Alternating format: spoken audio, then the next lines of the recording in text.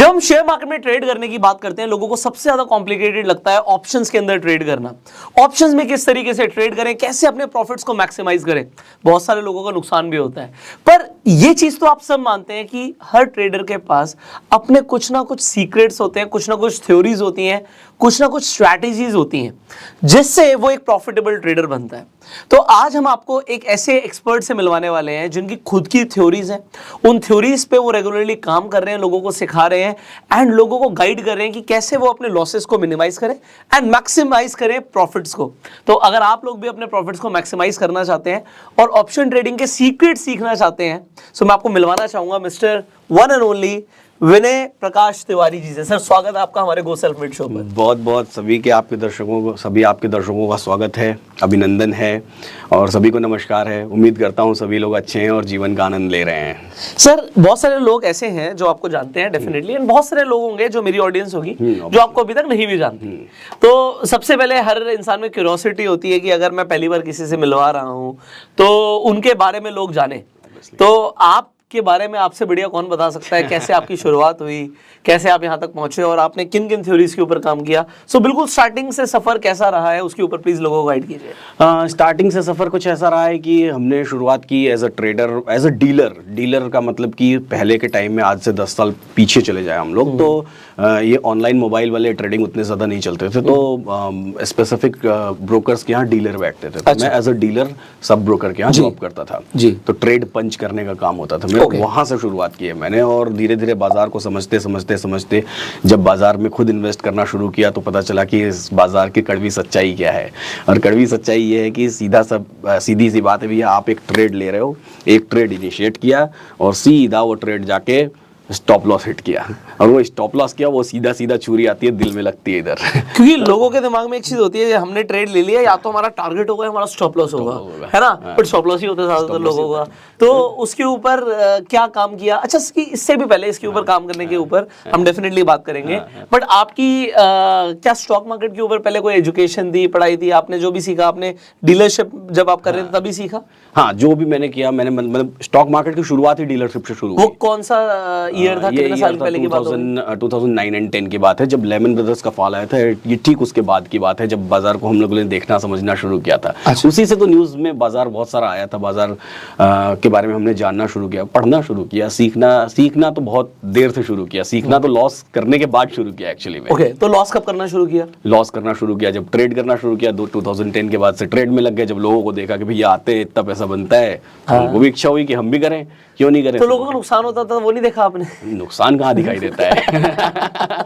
दिखता तो सबसे पहले प्रॉफिट है कि कौन सा और किसका प्रॉफिट हुआ है। हम तो नुकसान को धीरे से सबकॉन्शियस माइंड में डाल देते हैं, उसको पीछे भेज देते हैं। नुकसान नहीं दिखाई देता। किसी के भी अट्रैक्शन कैसी होती है, उसका जो व्हाइट पार्ट है ना, उससे अट्रैक्शन होती है। उसका जो डार्क पार्ट है, वहां कहाँ अट्रैक्शन होता है, उसको तो हम जानबूझ के आंख बंद कर लेते हैं। तो आपने ट्रेड किसमें, डेरिवेटिव ट्रेडिंग शुरू करा, कैसे ट्रेडिंग? शुरुआत में हमने कैश में ट्रेडिंग शुरू की, और सबसे पहली बार जब मैंने ट्रेड किया था तो यकीन मानिए कैसी फीलिंग आती है, वो मैं फीलिंग बताता हूँ। सबसे पहली बार आप एक ट्रेड लेते हो, एक ट्रेड इनिशिएट करते हो, और सबसे पहले ट्रेड में मेरे को 498 रुपीज, मतलब समथिंग 500 रुपीज मिले थे, और वो प्रॉफिट हुआ था 500 रुपए। और जो 500 रुपए आया था ना, तो वो फील आया था कि अच्छा 500 रुपए इतनी आसानी से कमाया जा सकता है, ये तो बहुत आसान है, इसको आगे तो बहुत बेहतरीन किया जा सकता है। और यहाँ से शुरुआत हुई थी, फिर वो धीरे धीरे एडिक्शन में कन्वर्ट होता चला गया। तो आपने कैश में ट्रेडिंग शुरू करा, उसके बाद आगे 500 रुपए का चलो प्रॉफिट कैश में ट्रेडिंग शुरू किया, फिर धीरे धीरे उसको इन्वेस्ट करने लगे। फिर उसी समय उसके कुछ दिन बाद बैंक निफ्टी के ऑप्शंस इंट्रोड्यूस हुए इंडेक्स में। बैंक निफ्टी के ऑप्शंस इंट्रोड्यूस हुए, ये सन 2016 नहीं 12-13 की बात है, उस दौरान की बात है। अच्छा। जब बैंक निफ्टी के ऑप्शंस के इंडेक्स आई, तो फिर ऑप्शंस से तब अमेरिकन मार्केट के बारे में ज्यादा जाना जाता था, अमेरिकन मार्केट को समझा जाता था। राइटर्स का पूरा गेम था, बायर्स का गेम कम था वहां पे। तो उनको समझना शुरू किया, मतलब उसमें इंटरेस्ट आया कि ऐसा कुछ है, डेरिवेटिव जैसी चीज कुछ है। फ्यूचर, तब तक आप फ्यूचर्स में भी ट्रेड नहीं करता था, सिर्फ कैश में ट्रेडिंग करता था। इंट्राडे ट्रेडिंग कैश में करते थे, और पोजिशनल तो तब से बहुत सारे स्टॉक्स रखे हुए। धीरे धीरे वो तो रख के वो छोड़ दिया कि सारी चीजें खुद के लिए, क्या ये समझ तो शुरू से ही आ गई थी कि सारी चीजें खुद के लिए नहीं रखनी है, कुछ चीजें आगे आने वाली जनरेशन को देना है। तो स्टॉक्स तो तब से सेव करते चला आ रहा हूँ, वो बचाते चला रहा हूँ। तो फिर जब ऑप्शंस इंट्रोड्यूस हुए ना, तो ऑप्शंस को जब समझना शुरू किया, डेरिवेटिव्स को समझना शुरू किया, तो लगा कि हाँ, पढ़ने चले गए, कुछ वेबसाइट्स को ढूंढा, कुछ यूएस के वेबसाइट्स को ढूंढा, कुछ खंगाला, देखा, जाना, समझा, तो ये समझ में आया कि ये कुछ कैलकुलेटिव चीज़ें हैं जहाँ पे कैलकुलेशंस ज़्यादा हैं। जैसे हम लोग कैश में ट्रेडिंग करते हैं तो सिंपल है, सस्ते भाव पे खरीदिए और महंगे भाव पे बेच दीजिए, बहुत साधारण है। वहाँ कोई कैलकुलेशन ज़्यादा नहीं है, सीधी सी बात है। ये भैया 100 रुपये का एक स्टॉक है, खरीद लिया, वो 105 में गया बेच दो, 101 में भी गया तो बेच दो, वो पैसा अपना है। लेकिन जब हम डेरिवेटिव्स में आए तो डेरिवेटिव्स में दिखा कि इसमें बहुत सारे ग्रीक्स हैं, डेल्टा, थीटा, वेगा, गामा, रो, ये तो सिंपल नॉर्मल ग्रीक्स हैं, इसके अलावा माइनर ग्रीक्स हैं। तो हमने इनको क्या किया, इनमें हर ग्रीक्स की अपनी कैलकुलेशन है, तो उसको जब समझना शुरू किया, और ये बेसिकली मैंने रिवर्स कैलकुलेशन की है। रिवर्स कैलकुलेशन कैसी होती है मैं बताता हूँ। कई बार लोग मुझसे पूछते हैं, रिवर्स कैलकुलेशन का मतलब ये होता है कि जब मैंने मार्केट को देखना शुरू किया ना, तो मुझे समझ आया कि बाजार चलता है तो इसमें कुछ ना कुछ बिहाइंड द सीन कैलकुलेशंस होती हैं। राइट। तो सबसे पहली कैलकुलेशन मैंने अपनी लाइफ में देखी थी ब्लैक एंड शोल्स की कैलकुलेशन, जहां हम ऑप्शन के प्राइसेस को कैलकुलेट कर सकते हैं, स्पॉट प्राइस को ऑप्शन में कन्वर्ट कर सकते हैं। वो उस कैलकुलेशन को देख के मेरे को ऐसा लगा कि यहाँ और भी कुछ कैलकुलेशंस होती होंगी, वहां लिख के तो आता था। अब जब मैं मार्केट देखता था तो सबसे पहले मेरे को किस चीज़ का एक्सपीरियंस हुआ था, मेरे को डेल्टा का एक्सपीरियंस हुआ था। कैसा, मैंने मार्केट देखा, मैंने फ्यूचर का भाव देखा, और इन दोनों भाव को मैंने जोड़ जुगाड़ जुगत लगा के, गणित लगा के, सब कुछ करके मैंने एक वैल्यू निकाली। मुझे नहीं पता था कि ये डेल्टा है, बिल्कुल भी नहीं पता था। एक वैल्यू निकाली, उस वैल्यू को देखा, और फिर मुझे पता चला कि इस वैल्यू के बराबर ही मार्केट मूव करता है, उससे थोड़ा मोड़ा कम या ज़्यादा। तो मुझे समझ आया कि अच्छा ये कोई तो वैल्यू है, मैंने खोज लिया, मैंने कुछ तो ढूंढ लिया है मार्केट में, मैं बड़ा खुश। बाद में पता चला कि इसको तो डेल्टा बोलते हैं, तो ऑलरेडी काफी सालों से लोग यूज कर रहे हैं। तो ऐसा कई बार होता है कि हमें लगता है हमने कुछ ढूंढा, वो तो पहले किसी ने रिसर्च कर रखा है, इतना सब कुछ बना रखा है। ठीक, तो वहीं से फिर और भी चीजें मैंने ढूंढी, थीटा को भी कैलकुलेट किया खुद से। मतलब फिर मैंने ये आदत बनाई कि मैं कोई चीज की किसी का फॉर्मूला देखने नहीं जाऊंगा, मैं खुद ही ढूंढ के निकालूंगा कैलकुलेट। हाँ, कोई कहता है जी मैंने हैमर ढूंढा है, हर बार मार्केट में जब भी ये वाली कैंडल बनती है तो इसके बाद ये होता है, ये तो किसी ने बता रखा है। ठीक बात है। तो फिर मैंने वो आदत बनाई, और फिर उन कैलकुलेशंस को मैंने समझना शुरू किया, तो बाजार धीरे धीरे समझ आना शुरू हुआ कि बाजार ऐसा चलता है। तो आपने मैथमेटिक्स में कुछ पढ़ाई कर रखी थी? नहीं, मैथमेटिक्स में मैंने कोई ऐसी पढ़ाई नहीं कर रखी है, मैं आर्ट्स ग्रेजुएट हूँ, तो मैथमेटिक्स से तो बड़ा दूर रहा हूँ। तो फिर ये कहाँ से आया कि मेरे को कैलकुलेशंस में जाना है? ये तो समझिए कि अब एक ऐसी कोई चीज़ आप देखना शुरू किए, उस चीज़ से आपको चैलेंज लगा। जैसे कभी होता है ना कि हम एक गेम खेल रहे हैं, अब गेम खेल रहे हैं तो वो स्टेज पार नहीं हो रहा है, अब पार नहीं हो रहा है, भले ही मुझे दूसरे जरूरी काम है, लेकिन मैं वो दूसरा जरूरी काम छोड़ के फिर कहाँ चला आया, वापस गेम में चला आया, और गेम को वापस खेला कि मुझे इस स्टेज को पार करना है। तो वो जो वहां से इंटरेस्ट, मेरे फ्रेंड्स आज भी मेरे ऊपर हंसते हैं कि जिस व्यक्ति ने 10वीं के बाद मैथमेटिक्स इस डर से छोड़ दिया कि कैलकुलेशंस करनी पड़ेगी, वो व्यक्ति कैलकुलेटर और कैलकुलेशंस में इतना डीप चला गया है कि उसको पूरे इंडिया में लोग जान रहे हैं। नहीं, एब्सोल्युटली। आज की डेट में मैं अपने आप को देखूं तो हम ऑप्शन चेन को देख के अपनी एनालिसिस निकालते रहते हैं, कैलकुलेशंस करते रहते हैं, और इनफैक्ट मुझे मैथमेटिक्स में कोई खास इंटरेस्ट नहीं था, बट पैसे में इंटरेस्ट होता है। नंबर जो है सबसे अच्छा अकाउंट में लगते हैं, अकाउंट बैलेंस। सीधी सी बात है। ऐसा आपके साथ है क्या? बिल्कुल है। नंबर्स वही अच्छे लगते हैं। हाँ, या तो कोई लड़की पहली बार नंबर देती है तो या तो वो नंबर अच्छा लगता है। अब तो देखिए शादी वादी होने के बाद वो समय तो बहुत पीछे चला गया। वो कभी तो था। कभी तो था। चलिए, एनीवेज, सो सर आपकी जैसे बड़ी हम्बल बिगिनिंग्स है, जैसे मुझे पता लगा आप वाराणसी से रहने वाले हैं। जी बिल्कुल। सो होता क्या है कि आज की डेट में कोई बॉम्बे से है या किसी बड़ी सिटी से है, तो उसके पास कई सारे रिसोर्सेज होते हैं, लोग होते हैं। तो वाराणसी की हम बात करें, बहुत अच्छे लोग वहां से आज की डेट में आगे बढ़ रहे हैं, बट आपके लिए कुछ चैलेंज था क्या? भयंकर। सिर्फ चैलेंज नहीं, मतलब चैलेंजेस का बाप खड़ा था। जैसे कि अब जब वाराणसी में आप जैसे सपोज करिए कि आपने किसी को बोला कि मैं नौकरी नहीं करता हूँ, मैं जॉब नहीं करता हूँ, मैंने जॉब छोड़ दिया, अब जॉब छोड़ के मैं यही कर रहा था, तो आपने किसी को बोला मैं जॉब नहीं करता हूँ, तो अच्छा तो क्या करते हो? तो मैं स्टॉक मार्केट करता हूँ, मैं स्टॉक मार्केट में ट्रेडिंग करता हूँ। अच्छा, तो that is kind of gambling. हाँ, तुम जुआरी हो। फिर वो बात वहीं से फैलती है पड़ोस में, पड़ोस से जाती है पूरे मोहल्ले में, और पूरे मोहल्ले से पूरे समाज में कि ये वो जुआड़ी आदमी है। हाँ, बिल्कुल हो सकता है। ये वो है। अभी मैंने थोड़े दिन पहले की बात है, तो आई वाज डूइंग समथिंग। हुआ क्या कि मतलब मैं कहीं गया था और मैं कार में जाके बैठ गया। तो कार में जाके क्यों बैठ गया? क्योंकि एक्सपायरी थी यार, अपना तो पोजीशंस बड़ी है, सिक्योर ऑफ करनी है। तो मैं बैठ गया और मैं वहाँ पे कुछ नहीं कर रहा, मैंने गाड़ी चला दी, मैं पीछे वाली सीट पे बैठ गया और मतलब जो भी कैलकुलेशंस कर रहे हैं और अपने लैपटॉप पे काम कर रहे हैं। तो बाहर से बहुत सारे लोग देखने लग गए, मैं तो इसमें बिजी था, मैं तो देख ही रहा था, बाहर के देख रहे हैं, तो बाहर लोग देख रहे थे कि ड्राइविंग सीट पे कोई नहीं, गाड़ी ऑन कैसे है, ऑन कैसे है। हाँ। तो वो आके देखा, अच्छा ये क्या कर रहे हो, ये काम है भाई मेरा, तो ये जैसे काम है, तो मतलब लोगों को बड़ा अटपटा लगता है कि यार ये भी काम होता है लोगों का। तो आज भी इंडिया के अंदर लोगों को इस चीज पे बिलीव नहीं है कि मतलब this is also a kind of a work जिससे आप रेगुलर पैसा बनाओगे। ये फाइनेंशियल एजुकेशन जब तक बेस नहीं बनेगा ना, मैं हमेशा बेस की बात करता हूँ। बेस मतलब बचपन से हमारे दिमाग में हमको क्या भरा जाता है, भाई तुमको पढ़ के डॉक्टर बनना है, भाई तुमको पढ़ के इंजीनियर बनना है। राइट। अभी तो सोचिए कि पिछले 10-15 साल से स्पोर्ट्स वगैरह की भी बातें होने लगी हैं, गार्जियंस करने लगे हैं, लेकिन उसके पहले तो सिर्फ दो ही रास्ते थे आपके पास। हम लोग कैसे थे, हम लोग जब पढ़ाई करते थे तो सीधी सी बात है, अगर इसने मैथ्स ले लिया मतलब सबसे ब्रिलियंट आदमी है। Right. अगर उसने चलो मैथ्स छोड़ के उसने बायो ले लिया तो चलो ठीक है, वो भी ठीक है। अगर उसने कॉमर्स ले लिया तो वो एवरेज है, और अगर गलती से उसने आर्ट्स ले लिया तो वो तो उसका तो धरती पे बोझ है, उसका जीवन पे ऐसी बातें, ऐसी सोच, मेंटेलिटी। अब इन सब के ऊपर आप अगर बचपन से किसी बच्चे से ये बात करोगे भाई तुमको आगे चलकर ट्रेडर बनना है या इन्वेस्टर बनना है, ना, तो ये तो किसी की सोच ही नहीं है, किसी की भी नहीं है। माँ बाप कहते हैं कि मेरा बेटा पढ़ लिख के डॉक्टर बनेगा, मेरा बेटा पढ़ लिख के इंजीनियर बनेगा। मैं क्या बोलता हूँ, चलो मान लो कि आपका प्लान है सक्सेसफुल हो गया, आपका बेटा पढ़ लिख के डॉक्टर बन भी गया, तो जो पैसा कमाएगा उसको मैनेज कैसे करेगा? कितने आप खुद से देखिए ना, कितने सारे, अभी आप तो इस फील्ड में हो, मैं भी इस फील्ड में हूँ, हम लोग जानते हैं कितने सारे फाइनेंशियल फ्रॉड्स हो रहे हैं। क्या ये सिर्फ अनपढ़ लोगों के साथ हो रहे हैं? नहीं, पढ़े लिखे लोग, पढ़े लिखे अच्छे एजुकेटेड लोगों के साथ हो रहे हैं। क्यों? क्योंकि उनका फाइनेंशियल बैकग्राउंड बहुत वीक है, उन्होंने उस चीज को समझा ही नहीं है। वो अपने प्लान ए में तो कोई गलत पॉलिसी ले लेता है, बैंक वाले चेप देते हैं उन्हें, पता नहीं कौन से प्लान में वो पिछले 5 साल से इन्वेस्ट किए जा रहे हैं और उससे उन्हें फायदा भी नहीं होना, बट ठीक है। अभी मेरे को एक लोग मिले, उन्होंने बताया कि वो पिछले लगभग 6-7 ईयर से अपनी सैलरी का ऑलमोस्ट 90% पार्ट एक पर्टिकुलर एसआईपी में इन्वेस्ट किए जा रहे हैं। राइट।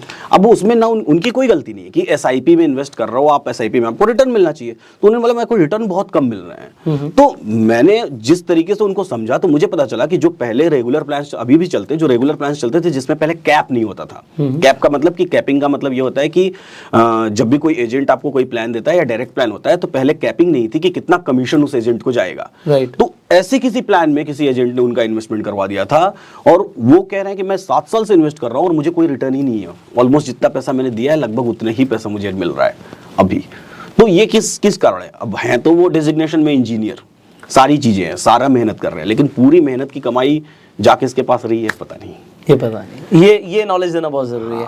सो सर, यहाँ तक तो आपकी जर्नी काफी हद तक लोगों को समझ आ रही होगी, बट अब बात आती है कि उन लोगों की जो बिल्कुल नए हैं, अब ऑप्शंस के अंदर इंटरेस्ट है, सीख रहे हैं, ट्रेड कर रहे हैं, पर कई सारी चीजें हैं जो उन्हें आपसे सीखने की जरूरत है। तो अब हम उन टॉपिक्स के ऊपर बात करते हैं। बिल्कुल। इन टॉपिक्स में देखिए, सबसे पहले तो एकदम शुरुआत से बात करते हैं। शुरुआत इन द सेंस कि सबसे पहले ज़रूरत हमको क्या है? सबसे पहले ज़रूरत है हमको हमारी गलतियों को समझने के लिए। बहुत सारे तरह के लोग हैं, कुछ लोग ऑप्शंस बाइंग कर रहे हैं, कुछ लोग ऑप्शंस राइटिंग कर रहे हैं। बाइंग करने वाले अपने अपने किसी थ्योरीज पे बाइंग कर रहे हैं, राइटिंग करने वाले अपनी अपनी किसी थ्योरीज पे राइटिंग कर रहे हैं। थ्योरीज छोड़िए, इंडिया में 99% जो ट्रेडर्स हैं वो तो सिर्फ या तो दूसरों के भरोसे ट्रेडिंग कर रहे हैं। कोई कहता है किसी टेलीग्राम वाले से टिप्स ले लो, कोई कहता है किसी एडवाइजरी वाले से टिप्स ले लो, कोई कहता है तोता बिठा लो, तोता बोल दे बाई तो बाई कर लो, तोता बोल दे सेल तो सेल कर लो। तो ये सारी चीजें कर रहे हैं लोग, मतलब अपने अपने तरीके से कर रहे हैं। लेकिन मैटर वो तोता कहाँ मिलता है सर? तोता कहाँ मिलता है? जो पाया वो तोता हमारे दिमाग के अंदर मिलता है एक्चुअली में। जोक सपाट। तो देखिए होता क्या है कि जब हम ट्रेड करने जाते हैं, जब हम ट्रेड स्पेसिफिक होते हैं तो हमको कैलकुलेटिव, देखिए रिस्क लेना जरूरी है मार्केट में। ऐसा नहीं है कि आपको लॉसेस नहीं होंगे, लॉसेस होंगे, हमेशा होंगे। इन लॉसेस से डरना नहीं है, डरना नहीं है इन द सेंस कि जब आप कैलकुलेटेड रिस्क लेंगे तो लॉसेस से आप डरेंगे नहीं। जैसे कि जब हम रैंडम ट्रेड्स ले रहे हैं, रैंडम ट्रेड्स में मैंने कोई एक प्रॉफिट किया या मैंने कोई एक लॉस किया, तो मुझे सिर्फ वो नंबर्स दिख रहे हैं। नंबर्स दिखने का मतलब अगर मैं -10,000 रुपीज किया तो वो नंबर है -10,000 रुपीज, और +10,000 किया तो वो नंबर है। मुझे ये नहीं पता कि मैंने ये लॉस किया क्यों, मुझे ये नहीं पता कि मैंने ये प्रॉफिट किया क्यों। सीधी सी बात है। लेकिन जब आप कैलकुलेटेड रिस्क लेते हैं तो वहां पर आपको पता होता है कि ये लॉस आपको हुआ तो किस वजह से हुआ, क्या क्या मिस्टेक्स आपने की, तो अगली बार एटलीस्ट आप उन मिस्टेक्स को नहीं करेंगे। तो इन्हीं बातों से मैं शुरुआत करता हूं। शुरुआत हम लोग सीधा सीधा चलेंगे। सबसे पहला लोगों का सवाल जहन में ये होता है कि ऑप्शंस में जब हम ट्रेड कर रहे हैं, मैं आपके व्यूवर्स को यहां तक तो समझ सकता हूं या अपने जो हम लोगों को देख रहे हैं यहां तक तो समझ सकता हूं कि वो ऑप्शंस में कॉल और पुट्स खरीदते हैं, उनको समझते हैं, उससे बेसिक में हम लोग नहीं जाते हैं। अभी हम लोग यहां से चलते हैं कि अगर वो एक कॉल ऑप्शन खरीद रहे हैं या एक पुट ऑप्शन खरीद रहे हैं, तो जो सबसे शुरुआती मिस्टेक्स है वो क्या क्या करते हैं।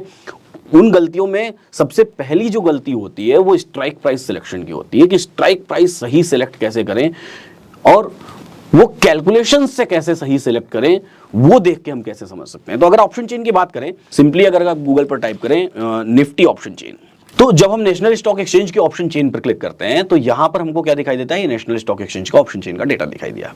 अब बहुत सारे हमारे व्यूअर्स ऐसे हो सकते हैं जो हो सकता है कि पहली बार अपनी लाइफ में इस डेटा को देख रहे हो, बहुत सारे ऐसे लोग होंगे जो इसको रेगुलरली देखते होंगे, राइट। बहुत सारे ऐसे लोग होंगे जो ये सोचते होंगे कि ये दिन के लास्ट में अपडेट होता है, होते हैं, और बहुत सारे ऐसे लोग होंगे जिनको ये पता होगा कि ये एवरी 3 मिनट्स में अपडेट हो जाता है, हर 3 मिनट में अपडेट हो जाता है। तो चाहे जो भी हो, ऑप्शन चेन को देखने का अपना एक तरीका होता है, किसी भी ट्रेड को समझने का अपना एक तरीका होता है। जब मैं ऑप्शन चेन देखता हूं या जब मैं बात करता हूं ऑप्शन चेन की, तो मैं चाहता हूं कि हम इस ऑप्शन चेन को पार्ट्स में देखना और समझना शुरू करें। राइट। पार्ट्स में देखने और समझने का मतलब यह है कि सबसे पहली जो हम लोग शुरुआत करेंगे ये इन स्ट्राइक प्राइसेस से करेंगे। कि कोई भी ऑप्शन चेन जब आप देख रहे हैं तो आपको लेफ्ट हैंड साइड पे कॉल्स का डेटा दिखाई दे रहा है, राइट हैंड साइड पर पुट्स का डेटा दिखाई दे रहा है, और बीच में हमको दिखाई दे रही है सारी की सारी स्ट्राइक प्राइसेस। ये स्ट्राइक प्राइसेस को मैं क्या मान के चलता हूं, मेरी थ्योरीज में इन स्ट्राइक प्राइसेस को मैं मान के चलता हूं एक स्टेज, पड़ाव, आपका एक पॉज है। इन स्ट्राइक प्राइसेस पर मार्केट रुकता है, हर एक स्ट्राइक प्राइस पर। ये स्ट्राइक प्राइस हर एक स्टॉक में स्पेसिफिक नंबर्स के बाद आती है, जैसे निफ्टी में 50 पॉइंट्स के बाद आती है, बैंक निफ्टी में 100 पॉइंट्स के बाद आती है। अब यहां से जब हम शुरू करते हैं इन नंबर्स को देखना, तो बहुत सारे इंडियन ऑप्शन चेन क्या है, Indian option chain buyer specific है, मतलब बायर्स को ये ज्यादा अट्रैक्टिव लगता है क्योंकि सस्ते प्रीमियम्स मिलते हैं, वो खरीदते हैं, भले ही वो प्रीमियम्स बाद में नुकसान हो जाता है, क्या हो जाता है वो that is different thing, but वो बायर्स स्पेसिफिक लगता है। राइटर्स पैसा कमा रहे हैं बट बायर्स ज्यादा अट्रैक्ट होते हैं ऐसे बाजार से। तो जब हम कॉल साइड में देखते हैं तो नॉर्मली एक जो कॉमन मैन बायर है ना, कॉमन मैन सोचता है कि अगर कॉल साइड में देख रहा हूं तो इसका मतलब कि बाजार को बुलिश होना है, तो मुझे कॉल साइड देखना चाहिए कि मुझे अगर मैं बाइंग करने का सोच रहा हूं तो। और जो बेरिश वाला है, जो नीचे बेचने का सोच रहा है, वो पुट साइड मुझे देखना चाहिए, तो मुझे पता चलेगा कि बाजार बेरिश होगा। बट ऑप्शन चेन कैसा होता है ना, ये ठीक इसका उल्टा होता है। अगर आप बेचने का मार्केट में सोच रहे हो तो आपको इस तरफ ध्यान देना है, और अगर आप खरीदने का मार्केट में सोच रहे हो तो आपको उस तरफ ध्यान देना है, पुट साइड में। क्योंकि वो जो पुट के राइटर्स हैं वो राइटिंग करेंगे तो वो बेसिकली बुलिश मार्केट की तरफ जाएगा मार्केट, और ये जो कॉल के राइटर्स हैं जब ये राइटिंग करेंगे तो बेसिकली मार्केट नीचे डाउनवर्ड्स जाएगा। तो अगर हम बाइंग करने का सोच रहे हैं कि आज मुझे रात में सपोज करिए सपना आया कि आज सुबह उठ के तुमको बाइंग करनी है निफ्टी में, तो कम से कम इस तरफ देखना शुरू करें, और अगर हम बिकवाली करने का सोच रहे हैं तो इस तरफ देखना शुरू करें। अब यहीं से बातों की शुरुआत होती है। एक स्टोरी है, एक कहानी है कि मैं इस ऑप्शन चेन को कैसे देखता हूं। मैं इस ऑप्शन चेन को स्पेसिफिक इमेजिन करता हूं, एक इमेजिनेशन यहां पर करता हूं। इमेजिनेशन कैसे करता हूं, अगर मैं यहां पर, हाँ बिल्कुल आप यूज कीजिए। तो अगर हम इस ऑप्शन चेन को देखें तो यहां पर मैं एक इमेजिनेशन करता हूं। क्या इमेजिनेशन करता हूं, एक इमेजिनरी लाइन की इमेजिनेशन करता हूं। वही मेरा सबसे पहला कॉन्सेप्ट भी है, मेरी थ्योरी भी है कि इस बाजार में लाइन मतलब आप चार्ट पे लाइन प्लॉट कर नहीं, मैं इस ऑप्शन चेन पे लाइन प्लॉट इसी पे लाइन प्लॉट हाँ, इस पे एक लाइन प्लॉट कर रहा हूं। ठीक है। वो लाइन मैं कैसे प्लॉट करूंगा, वो मैं इमेजिन करूंगा, उसको मैं इमेजिनरी लाइन बोलता हूं। इमेजिनेशन करूंगा किसकी, यहां पर एक लाइन होगी, अभी आपको भी ये इमेजिनेशन करनी है। वो लाइन कहां से इमेजिनेशन करनी है, ज्यादातर लोग जब ऑप्शंस को देखते हैं या समझते हैं तो ज्यादातर लोग ऑप्शंस को रिलेट करते हैं फ्यूचर से, राइट, कि ये फ्यूचर से रिलेटेड है। बट मैं क्या सोचता हूं, मैं सोचता हूं कि ऑप्शन और फ्यूचर दो बच्चे हैं स्पॉट के। ठीक बात। स्पॉट से जनरेट होता है फ्यूचर और स्पॉट से ही जनरेट होता है ऑप्शन। बिल्कुल ठीक है। तो मैं ऑप्शन को रिलेट करता हूं स्पॉट से। तो जब आप नेशनल स्टॉक एक्सचेंज के ऑप्शन चेन पर देखेंगे ना, तो बेसिकली ये फ्यूचर से रिलेट करती है, और फ्यूचर के स्पेसिफिक आपको आउट ऑफ द मनी और इन द मनी, वो कॉन्सेप्ट अभी मैं सिखा दूंगा कैसा होता है। वो फ्यूचर से स्पेसिफिक होती है, रिलेट करती है फ्यूचर के प्राइसेस से, लेकिन मैं इसको स्पॉट के प्राइसेस से रिलेट करता हूं। अब अगर हम लोग बात करें कि नेशनल स्टॉक एक्सचेंज पर निफ्टी का आज का मार्केट प्राइस क्या है, ये देखिए यहां पर निफ्टी का मार्केट प्राइस लिखा हुआ दिखाई दे रहा है। निफ्टी का मार्केट प्राइस है 18,512। ठीक है। तो सबसे पहला काम तो हमको ये सोचना है कि ये 512 जो है ये कौन सी दो स्ट्राइक प्राइसेस के बीच में है। हर स्ट्राइक प्राइस की अपनी जोड़ी है। 100 की जोड़ी बनेगी 150 के साथ, ठीक है। 150 की जोड़ी फिर से बन जाएगी किसके साथ, 200 के साथ। ठीक बात। ऐसे करते करते जब हम आएंगे तो हमको पता चलेगा कि 500 की जोड़ी बनी है 550 के साथ, और ये जो लाइन में इमेजिन कर रहा हूं ये इन्हीं दोनों के बीच में इमेजिन कर रहा हूं। ओके, ठीक है, this is my imaginary line. Okay, यहां पे मैं इमेजिन कर रहा हूं कि एक लाइन है। अब मेरा ये ऑप्शन चेन 4 पार्ट्स में डिवाइड हो गया। अब अगर मैं इसको ए लिख दूं, ए बी सी लिख देता हूं और डी लिख देता हूं, ये 4 क्वाड्रेंट्स हो गए आपके। हाँ ठीक है। 4 पार्ट्स में डिवाइड हो गया। अभी तो नेशनल स्टॉक एक्सचेंज के ऑप्शन चेन पर क्या दिखाई दे रहा है, ए पार्ट आपको डार्क दिखाई दे रहा है, डी पार्ट आपको डार्क दिखाई दे रहा है, बी पार्ट आपको व्हाइट और सी व्हाइट दिखाई दे रहा है। कभी कभी ऐसा होगा कि इसी ऑप्शन चेन पर जब फ्यूचर और स्पॉट में डिफरेंस आ जाएगा, मान लीजिए फ्यूचर की प्राइस ये तो स्पॉट की प्राइस है, मान लीजिए फ्यूचर की प्राइस हो जाए 551, ऐसे केस में ये आपको यहां से डार्क दिखाई देना शुरू हो जाएगा, लेकिन फिर भी मैं उसको स्पॉट प्राइस के अकॉर्डिंग ही इमेजिन करता रहूंगा कि दिस इज माई प्राइस, ये मेरी प्राइस है। अब ये 4 पार्ट्स में डिवाइडेड हो गया। अब यहीं से डिराइव होता है इन द मनी और आउट ऑफ द मनी और एट द मनी का कॉन्सेप्ट। इन द मनी का मतलब क्या, अगर मैं टेक्निकली समझाने जाऊं ना तो टेक्निकली बहुत सारी जगह गूगल पे लिखा हुआ है और लोग देखते भी हैं, समझते हैं, बट उसको हम लोग रैंडम भाषा में समझते हैं, रैंडम समझते हैं कि बेसिकली इन द मनी होता क्या है।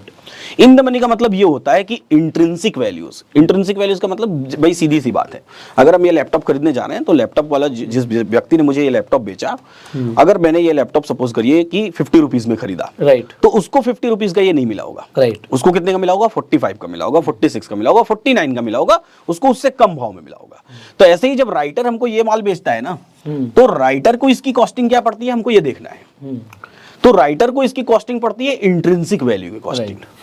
वो कैसी होती है कि कॉल साइड में बाजार जिस भी स्ट्राइक प्राइस को, ये 512 है ना, जिस भी स्ट्राइक प्राइस को पार कर चुका है, इसलिए तो मैंने इमेजिनरी लाइन देखी, 500 को पार कर चुका है, तो कॉल साइड में 500 के ऊपर वाले सारे इन द मनी हो गए। उससे पहले के जितने, उसके पहले के जितने हैं 450, 400, 350, 300, ये सारे इन द मनी हो गए। तो ये डार्क में आपको दिखाई देंगे यहां पर। और पुट साइड में बाजार अभी जिसको टच नहीं किया है, या कह लें इस तरफ से अगर चलें तो जिसको पार कर चुका है, पुट साइड में तो नीचे की तरफ बाजार गिर रहा है ना।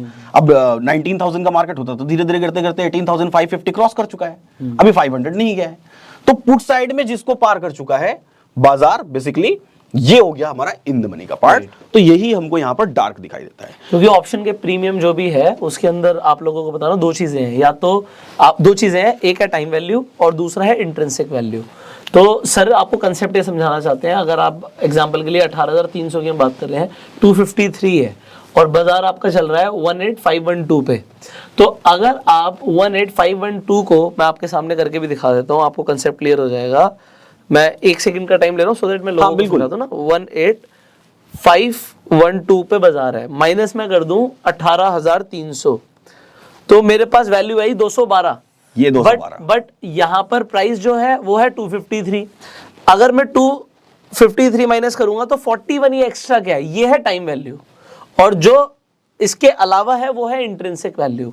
तो 41 रुपीज ये प्रीमियम अभी के लिए महंगा है, महंगा कह लो, या फिर बायर जो खरीद रहा है वो 41 रुपीज एक्स्ट्रा दे रहा है। सीधी भाषा में समझाते हैं, एकदम सीधी भाषा में, भाई साहब ये इतना कमीशन है राइटर का, कमीशन है, आप ही समझ लो। अब ऐसा समझो कि आप यहाँ पर राइटर का अगर कमीशन 41 रुपीज है, तो फिर अगर 350 पे देखें तो 350 पे भी आपको सेम वही intrinsic value plus time value, time value कह लें, एक्सट्रिंसिक वैल्यू कह लें। एक्चुअली दोषी तो थीटा को माना जाता है, लेकिन है उसके पीछे बहुत सारी चीजें, बदनाम थीटा है अकेला। तो अब यहाँ पे ऐसे ही बात करें 500 से, सीधा सीधा आराम से समझने के लिए ऑडियंस को सीधी कैलकुलेशन, 500 से 512 कितने रुपए ऊपर, 12 रुपए ऊपर, 12 रुपीज। तो 12 रुपीज तो हुआ आपका, और बचा जो 90 रुपीज वो किसका, राइटर का। मतलब राइटर आपसे यहां खुले खुले बोल रहा है, भाई साहब मैं 90 रुपए लेने के लिए यहां पर एलिजिबल हूं, खरीदना है तो खरीदो, नहीं खरीदना है तो मत खरीदो।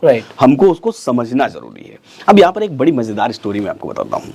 मजेदार स्टोरी ये है कि हम लोग इसको क्लीन कर लेते हैं, और मजेदार स्टोरी ये है कि ये हो गई हमारी इमेजिनरी लाइन, सॉरी ठीक है, ये हो गई हमारी इमेजिनरी लाइन, ठीक है। आपने भी सुनी होगी शायद वो स्टोरी, फिर भी मैं आपको सुनाता हूँ, सुनी होगी तो बताइएगा। एक 2 बिल्लियों की कहानी, 2 cats are there, 2 बिल्लियां हैं, दोनों को मिल जाती है एक रोटी, ठीक है, और उस रोटी के लिए दोनों को आपस में हो जाती है लड़ाई। क्यों लड़ाई हो जाती है, कि दोनों का आपस में सामंजस्य नहीं है, दोनों का एक दूसरे पर भरोसा नहीं है। अब इस लड़ाई में दोनों पहुंचती है एक चालाक बंदर के पास। बंदर कहता है मेरे पास तराजू है, मैं इस तराजू पर रोटी को तौल दूंगा और ठीक ठीक बराबर बराबर तुमको दे दूंगा। बिल्लियां बड़ी खुश कि चलो ठीक है। बंदर कहता है लेकिन, कहती है क्या लेकिन, मेरा मेहनताना क्या। तो बिल्लियां कहती हैं कि आप क्या लोगे बता दो। बंदर कहता है मैं कुछ नहीं लूंगा, कुछ भी नहीं, बस जब मैं रोटी को तौलने जाऊंगा ना, तो जिस तरफ का भी टुकड़ा मान लीजिए थोड़ा सा भी भारी हुआ है, 1 ग्राम भी भारी, बस मैं वो 1 ग्राम रोटी का टुकड़ा खा लूंगा, आपको बराबर करके आपका रोटी आपकी। बिल्लियां कहती है बहुत बढ़िया। तो बंदर कहता है ठीक है। अब जब वो तौलता है, जब वो बैलेंस करता है, तो जानबूझ के एक तरफ की रोटी का टुकड़ा एक्स्ट्रा भारी कर देता है, और एक्स्ट्रा भारी करते ही ऐसे एक्स्ट्रा भारी कर दिया। अब जब दूसरी तरफ का हल्का हो गया तो फिर दूसरी जो भारी वाला है उस टुकड़े को खाया, और ऐसा करते करते करते करते थर्सडे आ जाता है, रोटी खत्म, 3:30 PM हो जाता है, और सारा का सारा प्रीमियम 0 हो जाता है, राइट। रोटी खत्म हो जाती है। तो अब यहां पर कौन दो बिल्लियां हैं? एक कॉल का बायर, एक पुट का बायर। और बंदर है सेलर, बंदर है राइटर। कॉल के बायर ने कहा कि भाई मैं तो क्या बोलता हूँ कि राइटर ने कहा कॉल के बायर को कि भाई बाजार ऊपर जाएगा तो तुम प्रॉफिट बुक कर लेना, और जब बाजार नीचे गिरेगा तो तुम प्रॉफिट बुक कर लेना। अब बेसिकली हुआ क्या कि दोनों ना बाजार वो स्पेसिफिक ऊपर लेके गया ना नीचे लेके गया, और end of the day, end of the week पूरा प्रीमियम 0 हो गया, है ना। तो कुल मिला जुला के ये कहानी राइटर्स की है। अब जब हम लोग इसको यहां पर देखें, उसी कहानी को, सेम स्टोरी को हम लोग यहां पर देखते हैं, यहां पर हमको ये वाले पार्ट में नहीं देखना है, और पुट साइड में ये वाले पार्ट में नहीं देखना है। क्यों नहीं देखना है? क्योंकि ये दो चीजों से मिलकर बना हुआ है, जैसा आपने अभी बताया। एक हो गई इसमें इंट्रिंसिक और दूसरी टाइम वैल्यू, लेकिन इस पार्ट में कोई इंट्रिंसिक वैल्यू नहीं है, ये सारा टाइम वैल्यू है। मतलब ये पूरा पैसा राइटर के पास मौका है, 75 रुपीज आप खरीद रहे हो तो पूरा 75 रुपीज राइटर के पास मौका है इसको कमा के ले जाने का। इधर ये पूरा 71 रुपीज राइटर के पास से कमा के ले जाने का। अब यहीं से मेरी एक और थ्योरी की शुरुआत होती है कि बाजार स्पेसिफिक पीरियड में कैसा चलता है। मतलब अगर हमको मार्केट को देखना है, अगर हमको यहां से जाना है, मेरे यहाँ मेरा घर है और मुझे अपने ऑफिस जाना है, तो अपने ऑफिस जाने के लिए मैं सीधा ऑफिस के बाहर वाली चौराहे को तो देखूंगा नहीं, मैं सिंपल क्या करूंगा, यहां से पहले देखूंगा मेरा गेट कहाँ है, वहां से आगे निकलूंगा तो फिर आगे के रास्ते देखूंगा। इसी तरीके से हम इसको देखते हैं। हम पहले क्या करेंगे, हम सबसे पहले, अब आप देख के मुझे बताइएगा जी, हम सबसे पहले क्या करेंगे, हम सबसे पहले इस इमेजिनरी लाइन को इमेजिन करेंगे। ये हमने इमेजिन कर लिया, ठीक है। अब ये हम इधर के आउट ऑफ द मनी के प्रीमियम्स को आप ध्यान से देखिए, और इधर के आउट ऑफ द मनी के प्रीमियम्स को ध्यान से देखिए। आपको किधर का प्रीमियम ज्यादा दिखाई दे रहा है? नियर अबाउट तो ये 75 आ रहा है, कॉल साइड वाला थोड़ा मोड़ा ज्यादा है, अभी लगभग बैलेंस है, बिल्कुल बैलेंस है, बस वो 75 है, 71 है, बाकी सब बराबर है। यहीं से खेल शुरू होता है। जिस तरफ का प्रीमियम आपको इमीडिएट टाइम पर भारी दिखाई देगा, उस तरफ की रोटी भारी है। अब बंदर क्या करेगा, इस तरफ की रोटी को हल्की करेगा, मतलब राइटर इधर के प्रीमियम्स को खाएगा, एक स्पेसिफिक टाइम तक खाता रहेगा, खाता रहेगा, खाता रहेगा, ये प्रीमियम हल्के होते चले जाएंगे, और वो वाले प्रीमियम क्या होते चले जाएंगे, भारी होते चले जाएंगे। एक कोई पर्टिकुलर टाइम आएगा, एक जगह आएगी, जिस जगह पे क्या होगा, ये वाले प्रीमियम अब हल्के हो चुके हैं और ये वाले भारी हो चुके हैं। जहां पर राइटर ये मान ले कि this is the point, this is the time, कि अब ये प्रीमियम को मैं हल्का मान रहा हूं और अब इसको भारी मान रहा हूं मैं, वो मार्केट वहां से क्या हो जाएगा, रिवर्स होगा। तो जो पॉइंट आया ना, जिस पर्टिकुलर पॉइंट पे वो मार्केट आया, जहां से वो रिवर्स हुआ मार्केट, वही पर्टिकुलर पॉइंट का जो मैथमेटिक्स है ना, उसी को मैंने डिराइव किया हुआ है कि यहां से मार्केट रिवर्स होगा इन्हीं प्रीमियम्स और इनके ग्रीक्स की बदौलत। तो लोग अगर इसे समझ लें तो उनका काफी फायदा हो सकता है, बहुत फायदा होगा, क्योंकि फिर हमको specific market to the point, जिसको बोलते हैं डॉट टू डॉट, की ये पता चलना शुरू हो जाएगा कि ये यहां से मार्केट रिवर्स होगा। अलग अलग थ्योरीज हैं, उन थ्योरीज को समझने की कोशिश करेंगे। चूंकि हम ये एक सीरीज बना रहे हैं तो इसमें बहुत सारी चीजें आगे आने वाले एपिसोड्स में हमारे व्यूअर्स को देखने के लिए मिलेंगी, तो इन्हीं सारी बातों के बारे में हम लोग डिस्कशन करने वाले, कैसे हम लोग कर रहे हैं इसको। तो यहाँ पे आपने एक सस्पेंस छोड़ दिया लोगों के लिए, आई होप कि अब यहाँ पर जो सर ने बोला कि एक स्पेसिफिक ऐसे पॉइंट्स हैं जहां से मार्केट रिवर्स होता है, और वो आपको कैलकुलेट करा जा सकता है, कैसे आपको करना है वो आपको सीखने को मिलेगा अगली वीडियो में। तो थोड़ा सा कष्ट देंगे आप लोगों को। See this is a series, so सिर्फ नेक्स्ट वीडियो नहीं है, इसके अलावा सर की जो और थ्योरीज हैं उनके ऊपर भी आपको वीडियोस मिलने वाला है। तो आप स्टे ट्यून्ड रहिए, आप इस चैनल को सब्सक्राइब भी कर लीजिए, बेल आइकन पे भी क्लिक कर दीजिए, और अगर आपके कुछ सवाल हैं तो आप कमेंट्स में पूछ लीजिए। उन सवालों के ऊपर हम डेफिनेटली चर्चा करने वाले हैं। आपके जितने भी सवाल मन में हैं, ऑप्शन ट्रेडिंग से रिलेटेड, बाइंग से रिलेटेड, सेलिंग से रिलेटेड, इनफैक्ट स्ट्रैटेजी से related, please do ask in the comments, so that उनके ऊपर हम चर्चा करें। एंड आई होप आपको सीखने में बहुत मजा आ रहा है। सो इसी तरीके से सीखते रहिए, आगे बढ़ते रहिए, एंड आपको मिलते हैं अगली वीडियो में। इस वीडियो को आप शेयर कर सकते हैं, जो सो दैट जब तक नेक्स्ट वीडियो आए कई सारे लोगों को पता लग जाए कि वो ऑप्शन चेन के सीक्रेट सीख सकते हैं, एंड वो भी यूट्यूब के माध्यम से। So will see you in the next video, till the time you go self made, and जय हिंद। तब तक के लिए सीखते रहिए, मुस्कुराते रहिए और जीवन का आनंद लेते रहिए।